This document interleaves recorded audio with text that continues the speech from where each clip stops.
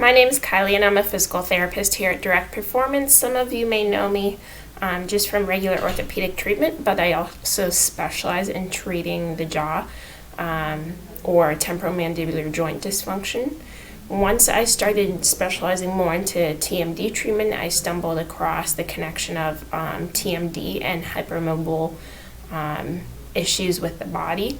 Particularly whenever a patient has a click at the end range of motion, it could be that the condyle of their mandible is riding over top of the bone, the articular eminence, that it's not supposed to. And so in those cases, I had to teach those patients joint protection techniques, not to open quite so far where the bone rides over the bone. But since interviewing those patients and learning more about their medical history, I've stumbled more into other heritable disorders of connective tissue, which include Marfan syndrome, Loeys-Dietz syndrome, and Ehlers-Danlos syndrome. Today I just want to talk to you about Ehlers-Danlos syndrome because I think that's the one that you're going to see most common.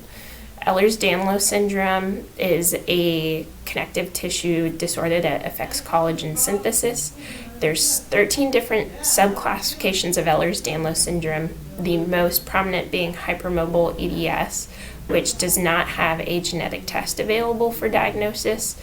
The second type is classic EDS, which does have genetic testing, and the third important type I want to talk about is vascular EDS, which also does have genetic testing available.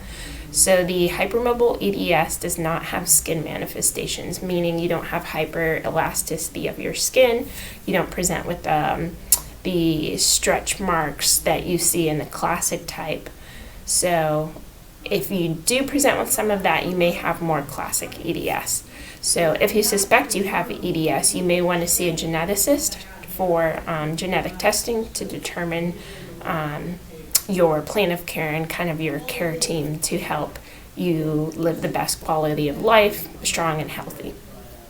If you have the hypermobile EDS, sometimes we can pick up on that in the clinic without actually diagnosing, because as a physical therapist, we are just identifying your impairments. We leave the diagnosing up to your physician. With the hypermobile EDS, we use the Beighton test, which is a measure of 9 different movements to see how far your joints will bend. So we'll look at, can your thumb touch the forearm on either side? Can you bend your pinky past 90 degrees? Can you touch the floor with your hands flat? Can you hyperextend your elbows where they go past neutral? Can you hyperextend your knees past neutral? So that'll kind of help us gauge where you fall on that stability and mobility perspective. If you have a lot more mobility, especially with that Beighton test, then as a PT, I'm going to teach you how to work strength more in the mid-range instead of the end range. Also, because you have hypermobility in those particular joints, or maybe more joints throughout the body, we want to teach you not to necessarily dedicate too many of your workouts to one particular region, because that will overstress the joint in that region, and you may want to kind of just space out your workouts and do more full body exercise. But I will say finding the right exercise regimen for you is going to be very important in managing your pain. And pain can be a very chronic hamster wheel where it leads to fatigue. Whenever you're fatigued and tired, you're not going to participate in social activities as much. And it's just a vicious cycle. So we want to help get you off that hamster wheel of pain and the vicious cycle.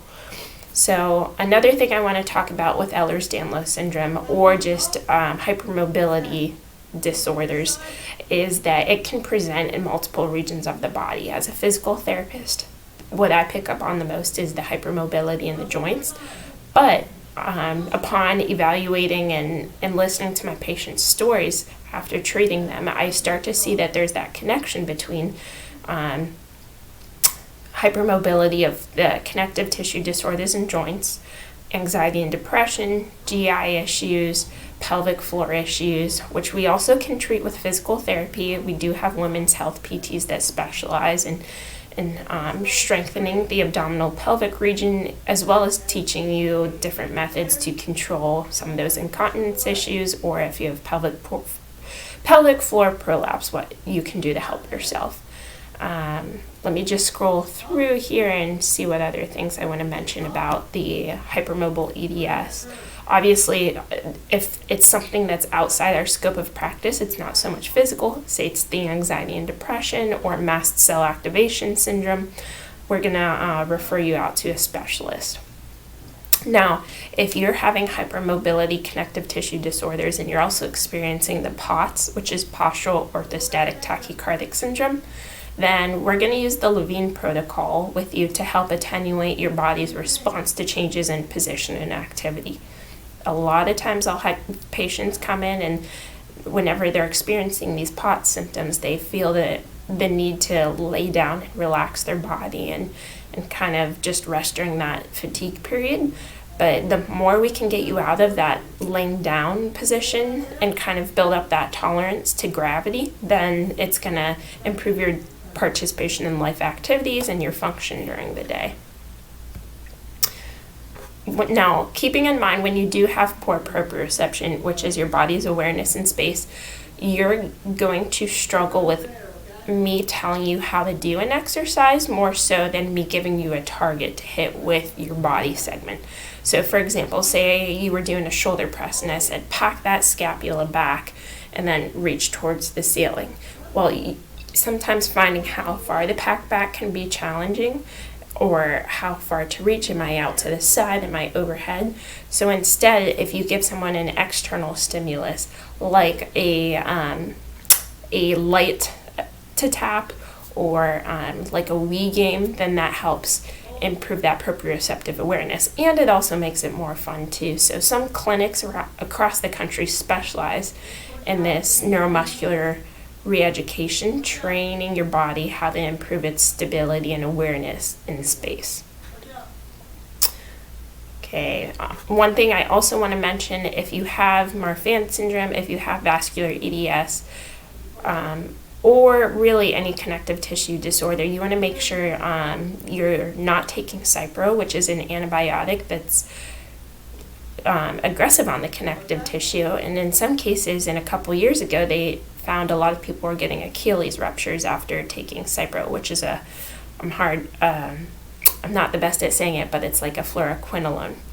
Sorry, doctors out there if I butchered that one. So also, along with Achilles tendon ruptures, we're worrying about abdominal aortic aneurysms, which has also been shown to be a risk factor while taking those medications. Along with the GI issues that I mentioned as far as the food insensitivities, you can also have constipation issues. And that's because your connective tissue is expanding and not getting that stimulus to empty as quickly. Now, when I took a dry needling course up at MyoPen seminars in Bethesda, Maryland, they taught us that sometimes dry needling the abdominal muscles can improve those constipation symptoms. You could also have a weak abdominal wall leading to hernias, and research shows that you don't want to necessarily have surgeries to correct those hernias if they occur, because the reoccurrence rate is pretty high for that. So mast cell activation syndrome is also something that can present in these patients too, and so working through those food insensitivities with a registered dietitian may also be helpful. Autonomic dysfunction can also occur, and this has to do with some of the POTS that I mentioned. Also, you can have pooling of the blood, dizziness, sweating, heart rate issues, palpitations, sleep cycles, digestive function issues, breathing and swallowing issues, erectile dysfunction, and mitral valve prolapse. So along with that fatigue cycle, there's the spoon or the marble theory, meaning if you have so many spoons that you can use during the day or so many marbles, you want to space those marbles out and not use them all early in the day because you're going to be tanked by the end of the day. So it's all about kind of self-preservation techniques to give you the ability to handle everything you need to do during the day. With physical therapy, there's also the Muldowney protocol, and that's focusing on stabilization techniques starting at the lumbopelvic region, because sometimes if you lack proximal stability and you have a lot of distal mobility, that's just going to put a little more stress on the body. So learning how to stabilize first at the center of your body, which is how we naturally do as babies, and then learning how to move your limbs better is going to be the best approach. Whenever you're stretching, instead of holding static stretches for long periods of time, you may do better with a dynamic stretch where you kind of go in and out of the stretch, and that way you're not putting as much strain on your joints. Swimming is also going to be like a good non-weight bearing exercise. You still want to do weight bearing exercises in strength training. Just make sure you're not progressing the load too quickly or focusing too much on one joint, as I said earlier. There's also different garments you can use, braces and splinting with like a wrist splint is going to be good, or if you have hypermobility in your hand where your fingers extend backwards, then whenever you use your hands a lot, you may want to wear these ring splints that can go on to protect you from hyperextending those joints as well. Now, that's to say there's a time and a place for braces and splints. We don't want to rely on them to the point that we don't learn how to use our own muscles to stabilize, but definitely if it's becoming an issue, talking with your PT about the equipment available to help you is good too. So I think that's it for as far as the PT component, as well as just some things to keep in mind for other components of connective tissue disorders. So if you think that you're definitely on the hypermobile side, seeing your physical therapist if you have any prolonged injuries to evaluate where you fall on that spectrum, as well as learning how to protect your body and continue on with your training is going to benefit you in the future. And we always have referrals if you need a PCP or you need to see a specialist as well that is familiar with your condition and potentially helping you find the diagnosis that helps you take charge of your health and create the care team that's going to support you.